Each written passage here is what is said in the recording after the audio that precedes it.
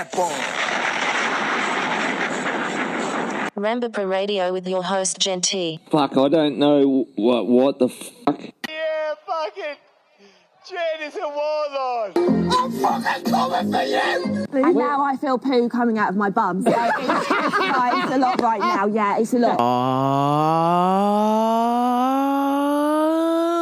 What's up, everybody? Welcome to Rambopa Radio. I am your host, Jen T. Twitter and Instagram at Jen T523. And of course, I can't see. I took a nice, solid thumb to the eye in practice Thursday night, and I got that double vision. Yeah, double vision. The last thing I remember seeing was the clock saying 4:15, and it was 7:19 p.m. And then the newbie throwing a punch like he was trying to grab my head, but instead of throwing a punch, it was a thumb punch, and it went right into my eyeball. And so my eye is blood red, and I'm seeing doubles, y'all. I'm just trying to survive, of course. I mean, damn.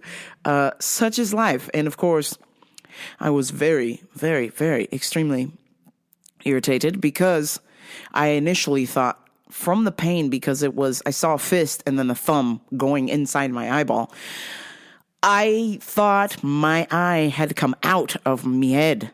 So that's how bad the shot was. And then I was informed by other teammates that this young man has long nails and has not trimmed them. So your dear host, Rambopa, is praying I don't have a detached retina. Damn. Welcome to my life. Of course, as you know, he's new, and he says, "Oh, no, now you can get me back." And I said, "Yeah, buddy. You better run. You better hide. Hide your kids, hide your wife, hide your kids, hide your wife, and hide your husband, because we're raping everybody up in here. We don't have to run. We looking for you. We gon' find you. We gon' find you. Run and tell that, homeboy." Oh, you better believe. I was like, "Oh, no, it's cool. Accidents happen. And yes, I'm going to get you back. You won't know when, but I will get you back." And I proceeded to, I rested about 45 seconds. So the clock said 3-something, maybe 250 left. And in 2 minutes and 50 seconds, I probably hit a submission on this kid every 30 seconds. And saying, go, tap, tap, go, tap, tap, go, tap, tap. Bitch! You almost poked out my eye. You may have permanently damaged my vision for life. You better believe I'm going to submit you every 30 seconds, and that's exactly what I did.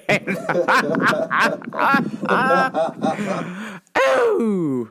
I tore this newbie an asshole, and then my friend wrestled with him as well and kneed him in the back of the head accidentally, but apparently it was too much, and he had to sit out.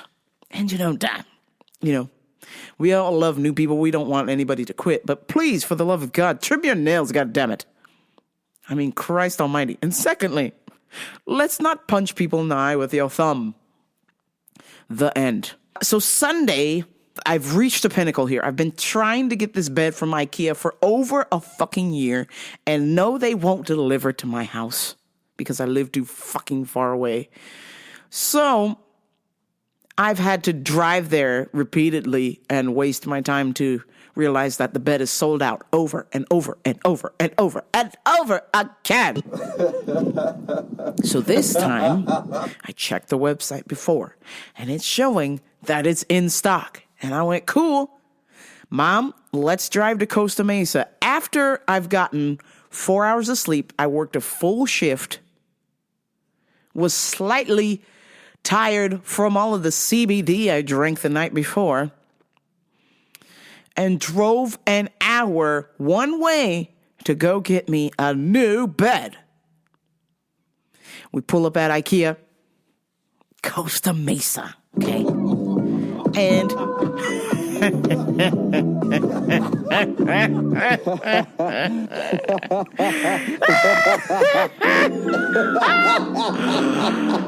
my God. I walk up in there. I go, yes, please, may I have my new bed and bed frame and fancy drawers to put stuff in and make myself look all organized to impress the ladies, of course.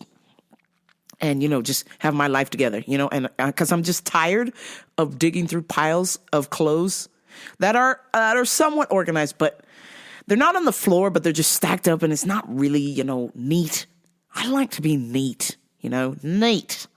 I get to the IKEA man. I said, hello, we've driven an hour and I want my new bed, please. And he says, yeah, we're sold out at the moment. We had 2 this morning, but they were gone. What? You what? Excuse me, sir? I have my phone here, and it's showing that you have some in stock. And he goes, oh yeah, did you hit refresh? Nani?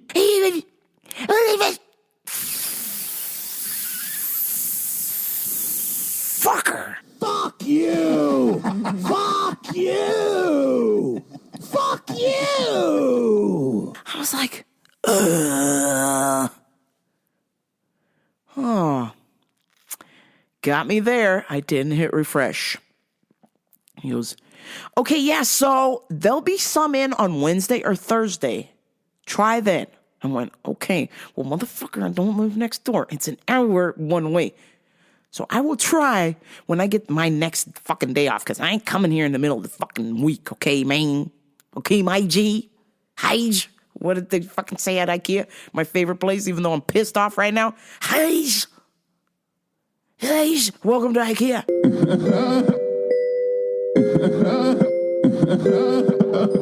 All week. Been hitting refresh on my phone. Every time I see my bed, refresh on my phone. Refresh on my phone. Refresh on my phone. Then I finally got a fucking day off on Friday. Refresh, refresh, refresh. Refresh, refresh, refresh. Mom, it's showing there's some in stock in West Covina. That's an hour on the way to LA. Let's go. And I went, oh, wait a minute. Because I don't trust this IKEA website. Let me call. So I call. And I get Sarah on the phone. Hello, welcome to IKEA. This is Sarah. And I was like, hello, Sarah. How are you? I am looking to get my bed that I've been trying to get for a year. Is it in stock? Because it's showing on your website it's in stock. But last time I got to your store, it was not in stock. She goes, oh no, we're showing that there's 6 beds in stock. And I'm pretty sure if you get there by the end of the day, you'll get your bed. And I was like, oh my God, I'll be there in an hour. Thank you so much. Have a lovely day, Sarah. She's like, thank you. Bye-bye now. I was like, Mom, we gotta go to IKEA right now. Stop whatever the fuck you're doing. We gotta go right now. Okay? So motherfucking drive an hour in fucking Friday traffic, LA traffic on a Friday, which means that shit starts at noon. If you ain't leaving LA by noon, it's gonna take you 2.5 hours to get out of there. Okay? So drive over there through fucking LA traffic. Get to IKEA. And it's the same guy that I keep asking for this fucking bed. So he's like, hello, it's you again. Hi. And I was like, hey, man, today's the day. I'm here for my fucking bed. And he checks, let's go check. Oh, we sold 6 in the last hour to one person. What? You what? 6! I said, how is that fucking possible? I just called and spoke to Sarah an hour ago. It took me an hour to fucking get here. And she told me that all 6 were gonna fucking be here by the end of the day. He's like, yeah, man, sorry. Somebody bought 6.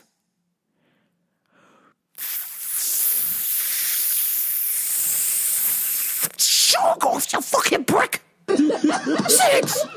You. I've been trying to get this fucking bed for a year. And I was like, it shows on your website that's in stock. He's like, yeah, man.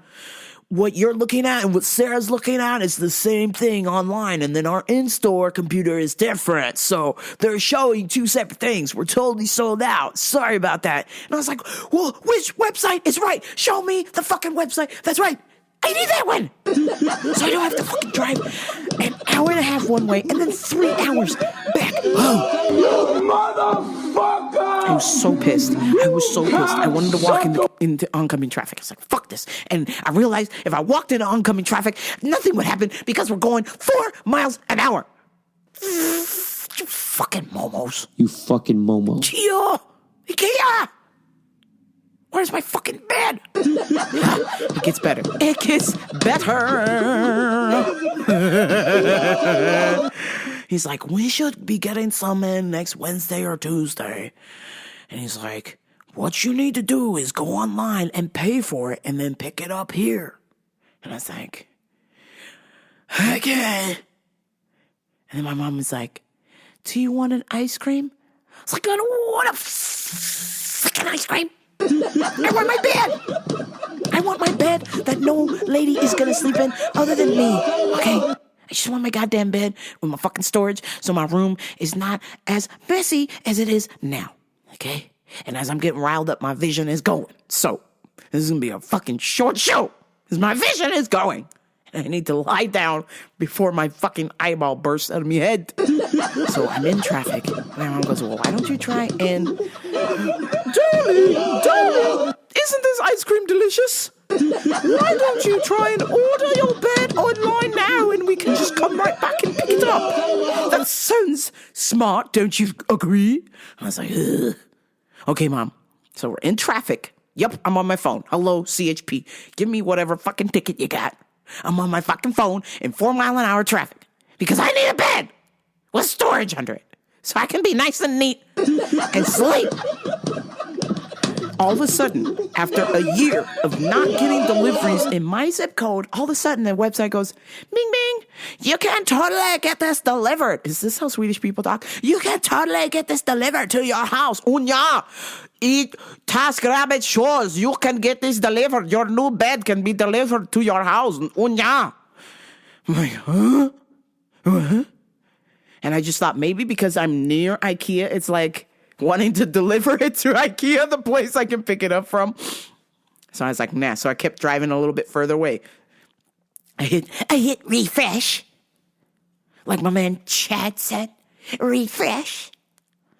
And said, Onya, Hage, Onya, Cho Hawan, new bed delivered to your zip code. We deliver. I'm like, okay. Well, now I'm 30 minutes away from IKEA and it's saying I can get delivery. And I was like, well then, darling, order it, of course. And I'm just like in traffic, trying to drive while she's eating her ice cream. And I want to fucking, yeah. So I said, I can't deal with this right now, Mom. So when we get home, that'll be the final test when we get to our zip code that they will deliver or not. Okay. So I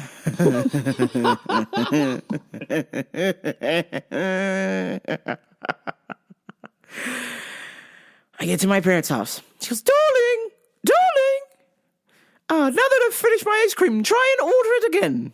So we order it, and it says, Haj, Unya, we deliver to your house. Unya, no bed for you. Unya, we deliver. I'm like, okay, great, awesome.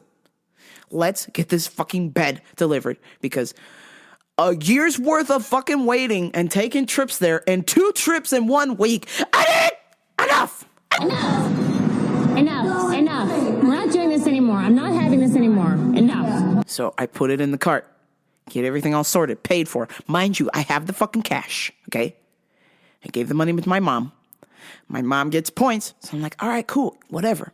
Even though in the back of my mind, I remember as my mom is using her credit card, my mom has a specific block on her credit cards where she does not purchase anything online. I usually do all the buying. I do, because she's got her shit blocked. She's got it on lockdown. She don't like to buy nothing online. But she was so excited about finding out how her card gets points or something. So she was just like, darling, let me get my points and order your bed, of course. I was like, fine, whatever.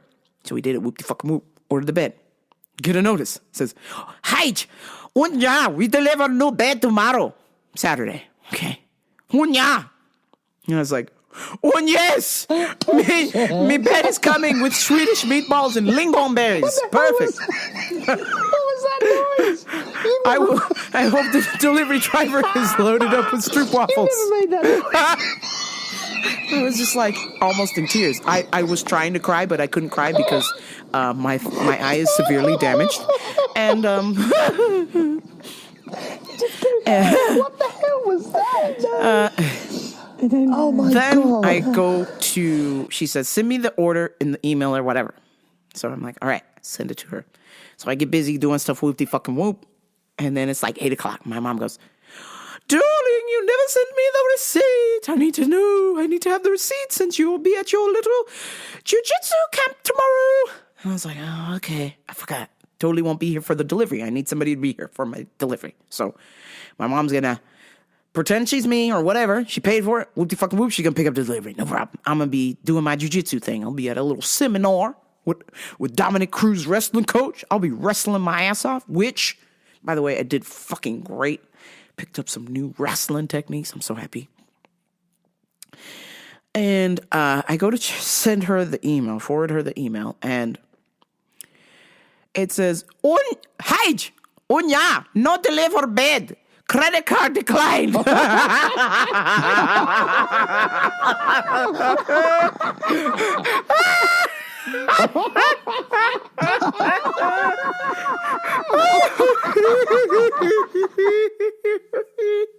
Oh God, I am crying in my mind. My eyes won't water because somebody's thumb is still in there. Anywho, I was like, yeah, I knew this would happen, and I sent her the message, darling, what is this? Is this some kind of joke? Surely you know my credit card, it has lots of money on there and I want my points. Why would they deny my order? I was like, Mom, remember you put a block on all your credit cards from your little identity theft company or whatever. You don't order anything online. So any little purchase they see of you ordering online, they're going to stop it for your identity, for your safety. Remember? She's like, oh yes, I forgot to call the bank. She's supposed to call the company, the identity people or whatever, and say, I am going to buy something, darling. Release my credit card at once. But she didn't do that. So they went, denied. And so I was disappointed again. So now I can barely see. I have driven a total of 5.5 hours to 2 different IKEAs in 1 week. I can only see out of one eye. I can't even cry because my tear ducts are jammed with new guy fecal matter from his thumb or his nail. I'm not sure what, but my eye is fucked. And I just laid down. I said, I need to lay down. And I laid down in my broken bed. Well, my bed's not broken. It's just not attractive. And my ugly bed. And I wrapped my head in ice and heat and laid down and said, fuck the world. I couldn't believe it. I was like, how the fuck is this happening? I can't catch a fucking break, okay? IKEA was the top of the iceberg. I still have all the other shit to tell you that happened during the week besides almost losing my eye.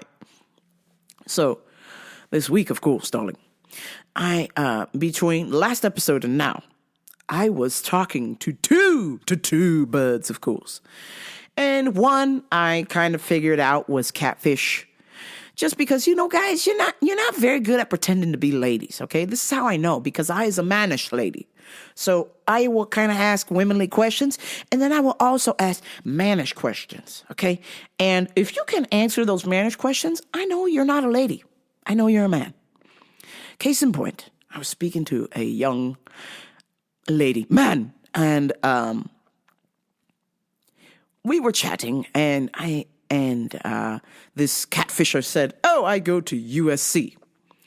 And I said, "Oh, man, I love USC. Trojans, fight on." Okay? And then he goes, "Yeah, I go to USC." And I was like, "Oh, what's your major?" Didn't answer the question. Next. USC. And I was like, "Oh, man, I used to go to games all the time."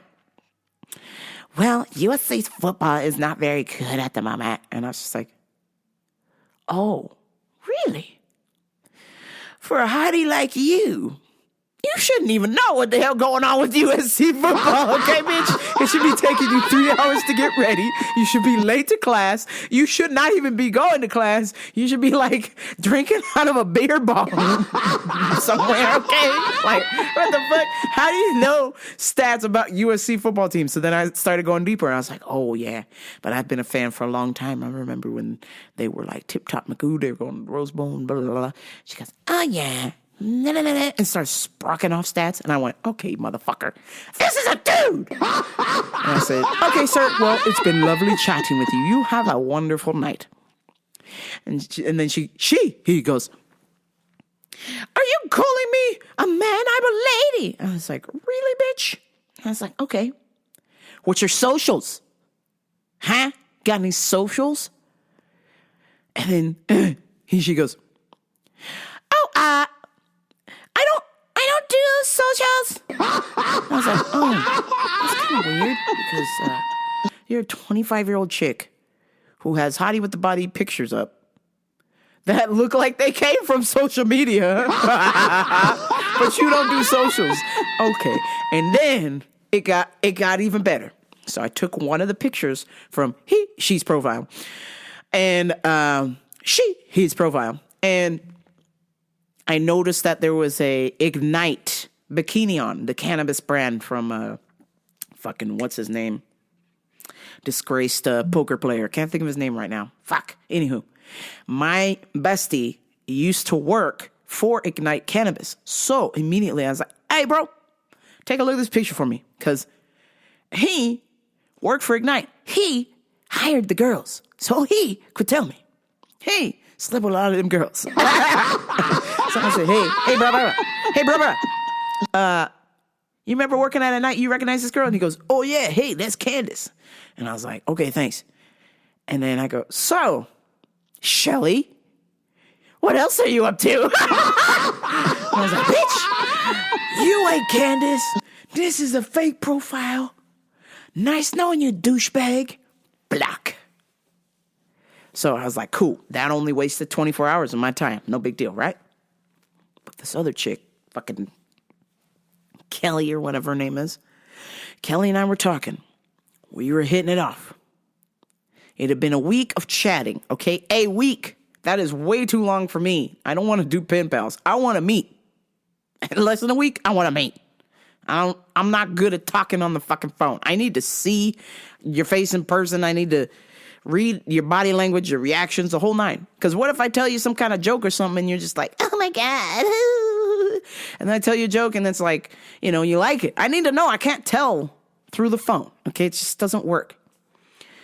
So after a week of chatting, hitting it up, whoop-de-fucking-whoop, we're finishing each other's sentences. We're having a good time. I ask for a virtual date. I didn't even want to meet in person because I didn't want to ruin it, because I know this happens every fucking time. Every time I talk to a chick, within a week, I'm like, "Hey, let's meet up." And then they go, "Bye-bye." Okay? So this time I was like, "Okay, let's do a virtual date." Okay? "Kayla, let's do a virtual date. You don't have to meet me anywhere. You're saying all the right things. I'm intrigued. Supposedly you're into me. Let's have a virtual date." And the cool thing about Bumble is You don't even have to exchange information. We don't have to FaceTime or none of that. It has it inside of the app. So all Kayla had to do was hit yes, say yes.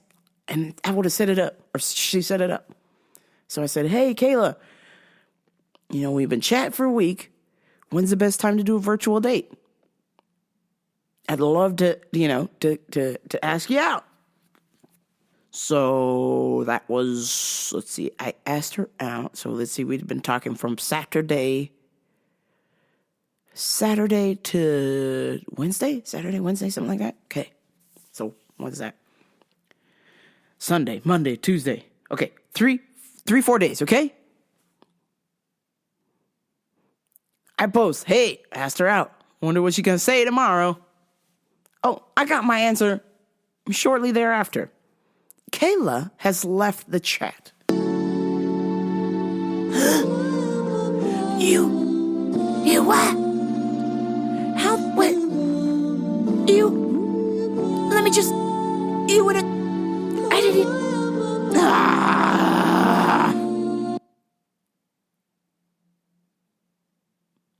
This bitch straight up pulled the Shanice and Uncle Buck on me, okay? She wouldn't even let me explain. I didn't even get to say, hey, I just asked for a virtual date and you blocked me? Just no, but you don't. Would you just let me get. You're not. Give me a. Oh. Goodbye. Interested in 4 days if we're fucking finishing each other's sentences, okay? We're answering the same things. We have the same things in common. And I asked you out and you blocked me? What? I don't understand. So now I'm just like, okay, well, at first I was just like, can I at least get an explanation as to why? Like, I don't think I did anything wrong. I didn't say anything offensive. I was on my best behavior. We were filling out the questions together. We're finishing each other's fucking sentences here, okay?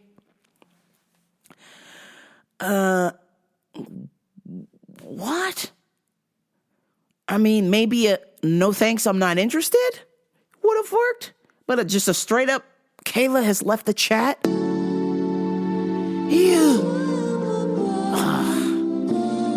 I was like, damn, I'm not sure. I'm not sure how to explain this. I mean, in my opinion, I did nothing wrong. In my opinion, I didn't see anything wrong from her end. Kept it pretty clean. I wasn't cussing. I mean, I did talk a bit about jujitsu, not a whole lot, but a bit, because that is a very important part of my life. So I'm just trying to be as honest as possible. And I'm trying to think about her answers, which were similar to mine. Anything different? It was like a joke. We were laughing. And then Kayla has left the chat. So I'm just like, man, I'm pretty sure women are allergic to me, because every time I ask to meet up or for a virtual date, they leave the chat. I get blocked. I don't understand. I don't understand what exactly I'm doing wrong. But I'm really just in a hurry to get them out of the phone, because I feel like the phone is where I make the mistakes. Something maybe, I don't know. Maybe it's something I'm saying. But I'm just like, hey, let's just meet up so you can see me in person and understand what I'm saying clearer. I don't know. But every time I get a match and we start talking, it's either catfish or they leave. And I'm like, damn. So I would say that I'm pretty bummed. Taking the L with the IKEA bed. Taking the L with Kayla. back to the drawing board, and then I open my phone and I have 3 likes, okay? The next, not even 8 hours later from Kayla leaving the chat, I have 3 matches. And I'm like, cool, 3 matches. And then in the back of my mind, I'm like, oh, cool. I know exactly who these 3 matches are without even clicking on them. Dudes or women I'm not into. Sure enough, I open my phone. One is a man with a Grogu meme who has no pictures of himself up at all. It's just Grogu sipping on a cup of something. And I love Grogu, but excuse me, sir. I said lesbian. I don't know what it is, straight man. Come on, player. Save us some time. So, swiped out of there. Next one. Another dude who creepingly looked like me, claiming to be a straight woman. Like that. I was like, oh. And then there's a lady, and I go, oh, thank God it's a lady. And then I see from the picture, I go, oh. Instantly from the picture, I am not attracted to this woman at all. 0.0. And when I describe this woman's picture to you, you will understand why. Okay, so this picture was a lady eating a fake ramen emoji while having a stroke.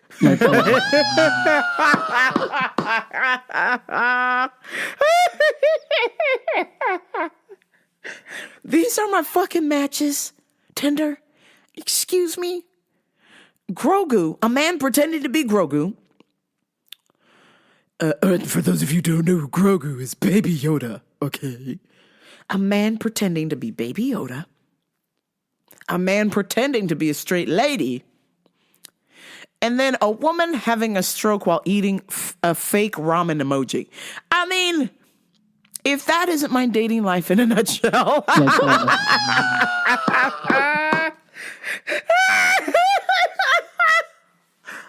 my God. I was like, oh, well, this is fucking depressing. I'm out of here. Goodbye. Jesus Christ. I couldn't. I would say that I can't believe it, but it's true. Like Kurt Angle. It's true. It's true. So I'm just like, okay. Yeah, okay. Well, have a nice day. I'm going to go back to the gym because at least at the gym, I can see progress. I can see my shoulders growing. I can see my biceps growing. I can see the fat slowly coming off my body. I can see progress. I can make progress.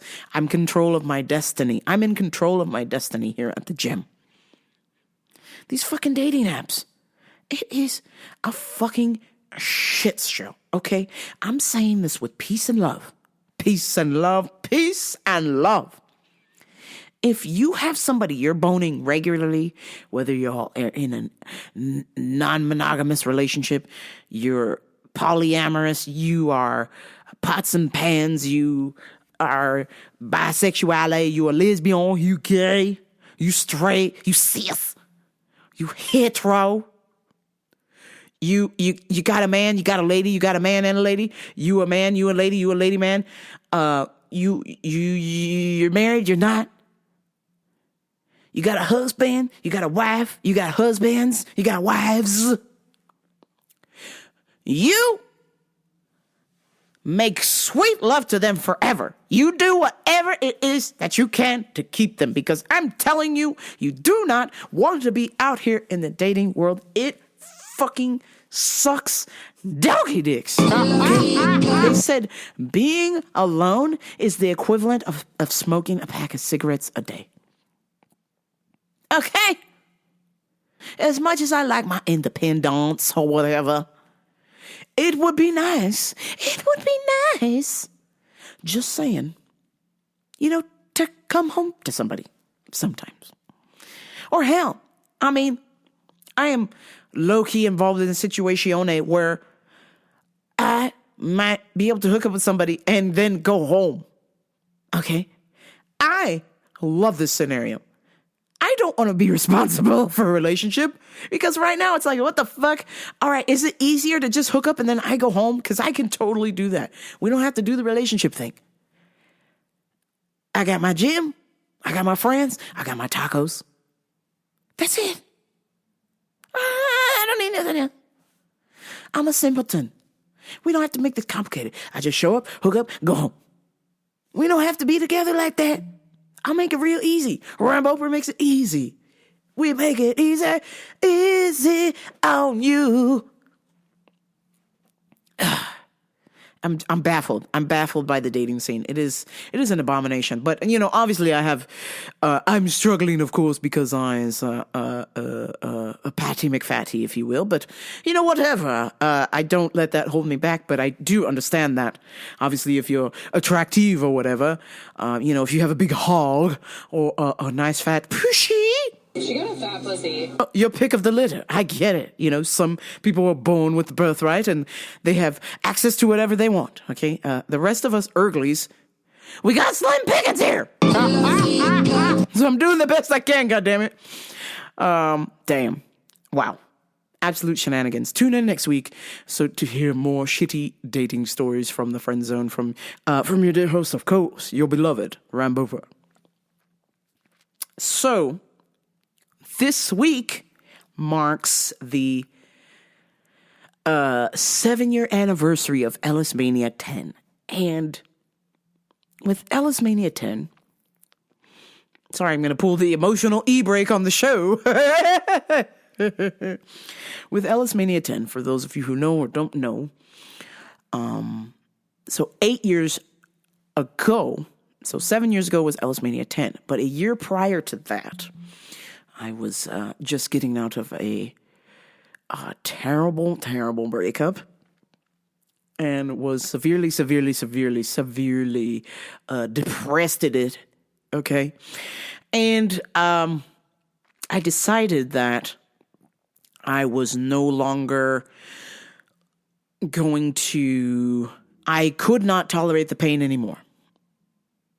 I was basically going to pack my bags and head off into the sunset, as they say.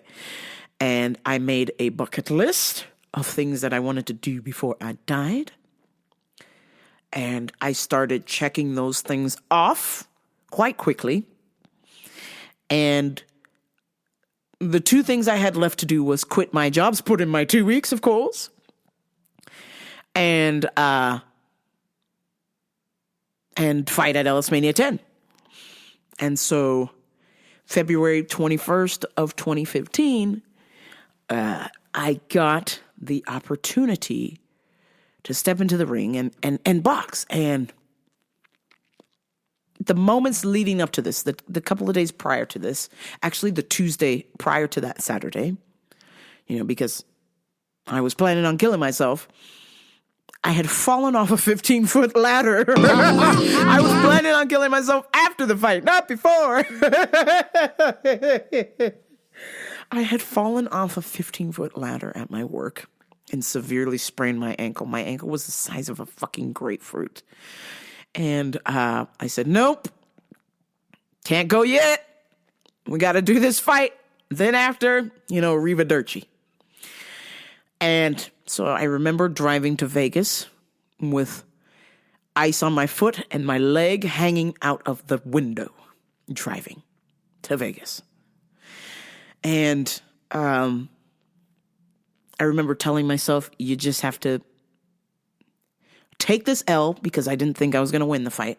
You just have to go out there and give it everything you got and then say goodbye. Final curtain call. And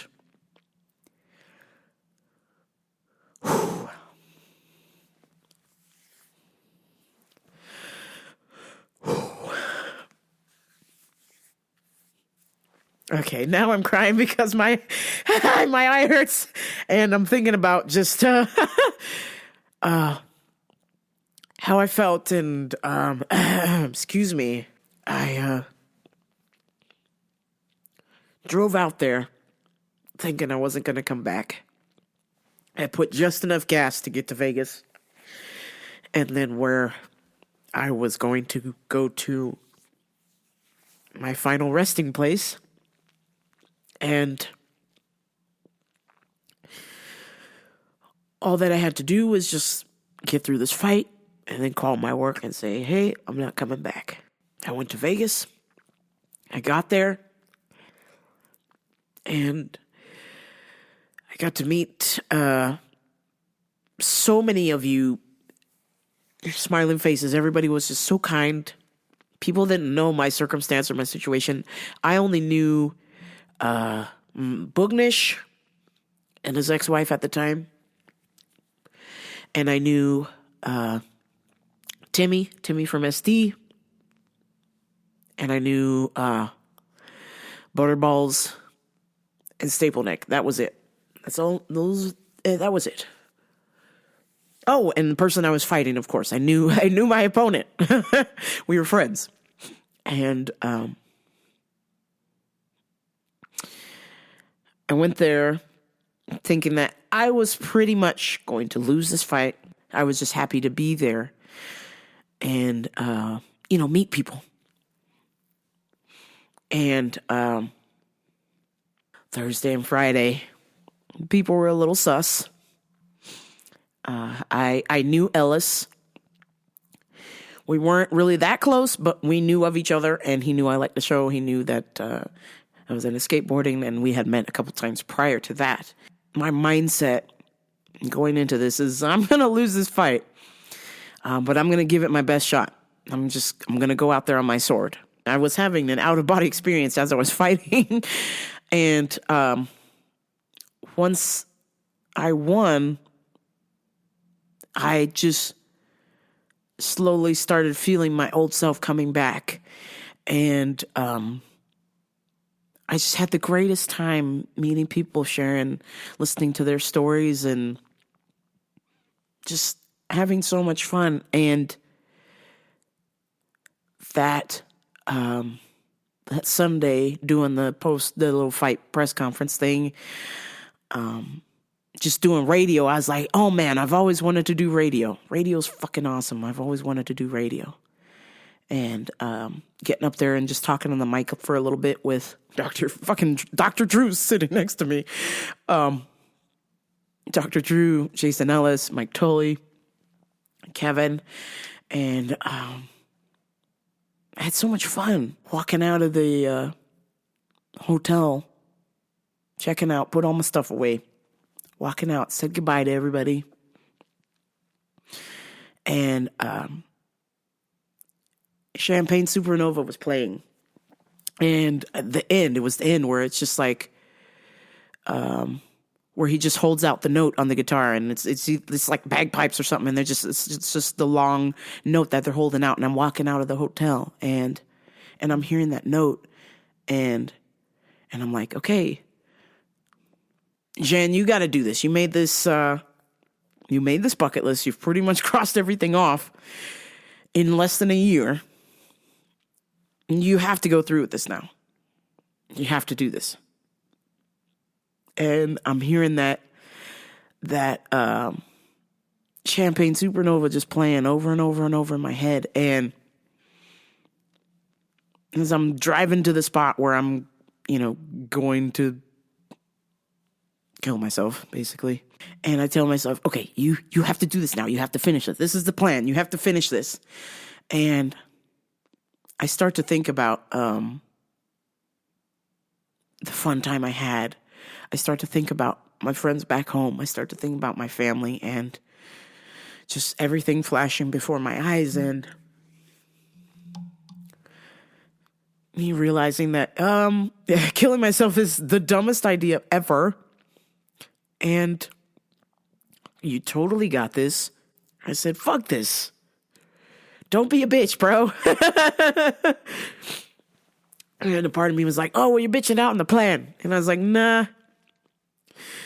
I'm just done with this. I don't want to be depressed anymore. I want to start here, and I want to start being better. 7 years ago, February 21st, I just started all over again. Started my journey all over again, and coming to that realization that I'm in control of this. I could kill myself, or I could stay and fight back. And that's what I did. I stayed. And what's really funny about this is that when I decided to live, is when the worst moment happened. I began to fall asleep driving home from Vegas with no gas in my car. I don't know how, because I really don't remember the drive because I was falling asleep. I was in and out of conscious every time, because luckily there was a bunch of traffic, but it was still bumper to bumper traffic. Every time I would see out of the corner of my eye, the car in front of me would take their foot off the brake, and I would start to give it gas. The motion of giving the car gas would like wake me up for a little bit, and then I would fall back asleep. So it was just like awake, asleep. And it took me 5.5 hours to get home. And before I got home, of course, I ran out of gas about an hour away from my house. And luckily for me, I have family that live in Victorville. But I didn't call them because I was too embarrassed. I was too ashamed that I was thinking about even killing myself. If I would have told my cousin that, she would have beat my ass right there on the side of the fucking freeway. So I was scared and was just like, nah, we're just going to keep going. And so luckily when you get to Victorville, it's a hill. And I coasted home, basically, on zero gas. I coasted home until I got to probably 15 minutes from my house. So that's what town is that? Silver Lake? Yeah, Silver Lake. I got to Silver Lake and found a gas station on the 183, Highway 183, and got some gas and was like, yo, you better pull this together. Hey, we got shit to do. Got a life to live. Can't keep doing this. Can't keep doing this depression thing. Can't keep doing this I want to kill myself thing. And I don't even know how I got here, but here we are. And got some gas, and I've never looked back since. I think about that every day because basically Ellis Mania saved my life. I'd probably be dead somewhere in the Nevada desert with my foolish ideas because I just was so set in my ways. I was so rigid. I couldn't believe that things would change. Things were just awful. Every bad thing that would happen. It just was compounding, just over and over and over and over and over. And nothing good was happening. Nothing good. And nothing good was happening because of the way I was looking at things. I was seeing it from this inside perspective. But when I took a step back, when I observed and realized that, so what, some girl left me, broke my heart, whatever. Okay, but now you have this lovely life to live. Now you have time to focus on yourself and improve and make yourself better. Now you've got time to spend time with your friends, your family. You've got all this time now. Use it wisely. So when I stepped back, when I saw everything from an outside perspective, when I changed my position and I let go. Prior to this fight, I was pretty rigid. I was pretty set in my ways. I pretty much didn't want to listen. I would listen to things or ideas, but I would just do my own thing. And now it's like I allow thoughts and ideas to come in, and then I test those theories and be like, is this true? Are you a piece of shit? Are you a scumbag? Really? Are you? Or are you a good person and do you deserve a good life? Yeah, I do. You listening? Are you a scumbag? Because if you are, I got a rear naked choke with your name on it. Just don't thumb me in the eye. No, but in all seriousness, ask yourself, test this theory. You're depressed? Why? What is bothering you so much that you can't live a healthy, fulfilling life? Check yourself. Have this checklist and be like, look, is this what I want to do? If it's not, why? Ask yourself, why are you doing this? How can you make this better? How can you change this?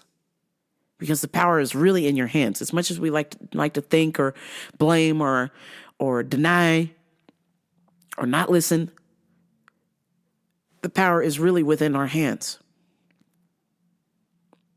You choose to be sad. You choose to be drunk. You choose. It's your choice. You decide. As long as you are accepting and understanding of the consequences, then do you.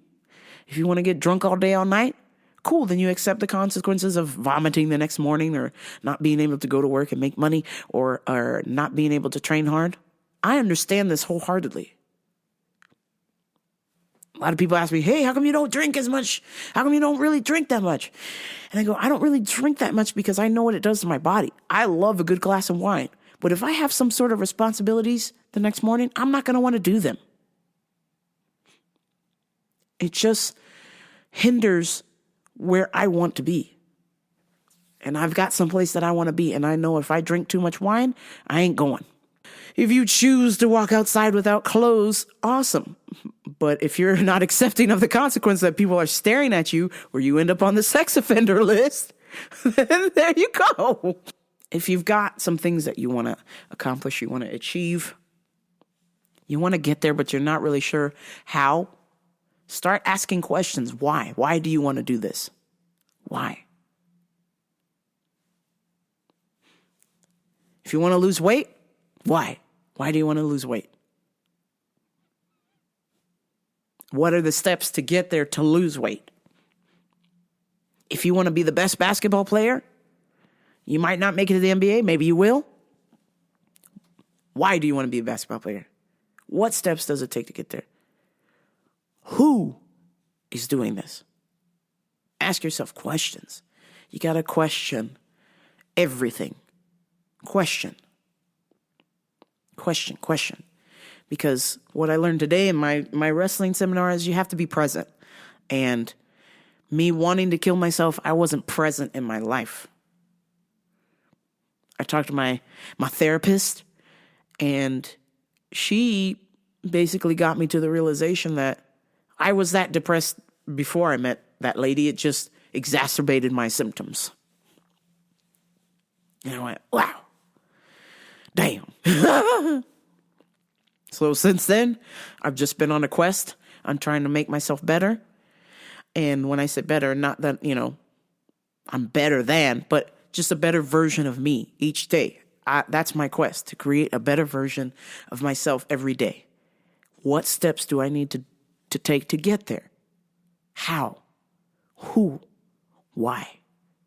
When? Maybe there's no when. But you know that if you set a target, you have to have a plan. You can't set a target without a plan. And you have to be present. That's it. And on that note, folks, hopefully I've done all of the crying I've done for the year. That's been a minute since I've cried on an episode. And maybe y'all have fixed my eye. Thank you. I haven't been able to cry for 48 hours. So I've just been putting copious amounts of eye drops and eye medicine in my eye to make it cry, and nothing will happen until this very podcast happened.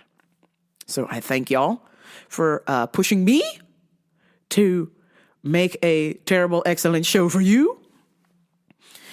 I hope you enjoyed it, and maybe you did, maybe you didn't. If you didn't, go back and listen to something else. I don't give a shit. Please like, share, and subscribe to Rambo for Radio.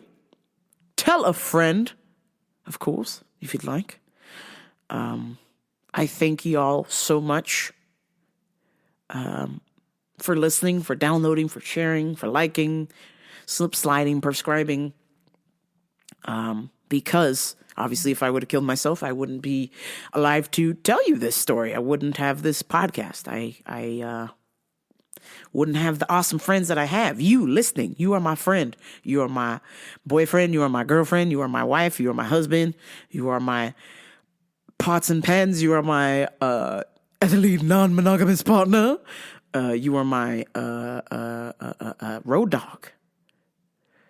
With your consent, of course. You know, come on. This isn't some kind of like pirate ship or whatever. Okay, maybe it is. Maybe it is a pirate ship because I only have one good eye left and I've got a limp because my hamstring is fucked up. Oh my God. Oh my God. Welcome to the Hot Mess Express. All aboard. Next up, Dysfunction Junction. Yeah. Thank you so much for listening. I will talk to y'all next week. But until then, peace. Jesus Christ. Fucking. Mate, it's doing this thing.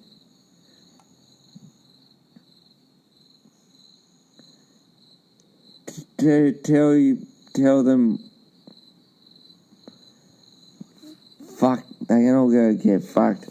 Tell them what you really think. They're just fucked. Don't worry about it. Thing. Fucking fuck, mate. Fucking Google. Jesus, fuck me sideways. What? Why is this cunt recording? Fuck me dead. Oh. Okay, Google, stop. Hi, Google. I'd like to speak to the manager. Yeah, no.